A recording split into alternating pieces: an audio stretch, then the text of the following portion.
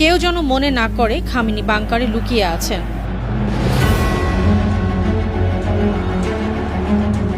একের পর এক নিষেধাজ্ঞা আর যুক্তরাষ্ট্রের আক্রমণাত্মক মনোভাবের কারণে ইরানের সর্বোচ্চ নেতা আয়াতুল্লাহ আলী খামেনি বাংকারে লুকিয়ে নেই, এমনই মন্তব্য করেছেন ভারতের মুম্বাইয়ে নিযুক্ত ইরানের কনসাল জেনারেল সাইদ রেজা মোসাইব মোতলাক।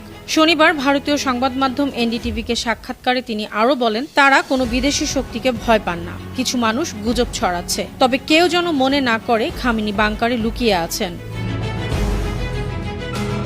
ইরানের এই কনসাল জেনারেল অভিযোগ করেন, বিদেশি গোয়েন্দা সংস্থাগুলো তাদের দেশে বিক্ষোভ উস্কে দিয়েছে। ইরান অভ্যন্তরীণ সংকটে রয়েছে এমন একটি চিত্র তুলে ধরার চেষ্টা করা হয়েছে। সন্ত্রাসী গোষ্ঠীগুলো তাদের বিদেশি প্রভু ও নিয়ন্ত্রকদের কাছ থেকে নির্দেশনা পেয়ে ষড়যন্ত্র ও চক্রান্ত করেছে, বিভিন্ন স্থানে নাশকতা করেছে। এ কারণে ইরানের কিছু নাগরিকের মাঝে ভীতির সঞ্চার হয়েছে, তাদের ও সরকারের সম্পত্তির ক্ষতি হয়েছে। ইরান সরকারের কাছে গোয়েন্দা তথ্য আছে, বেশ কয়েকজন বিক্ষোভকারী বিদেশি গোয়েন্দা সংস্থার প্রশিক্ষণ নিয়েছে।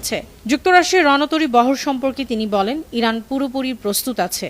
গেল বছরের জুনে ইসরায়েলের সঙ্গে 12 দিনের যুদ্ধে আগ্রাসন মোকাবেলায় সক্ষমতা দেখিয়ে দিয়েছে ইরান। আন্তর্জাতিক ডেস্ক, বানো টিভি।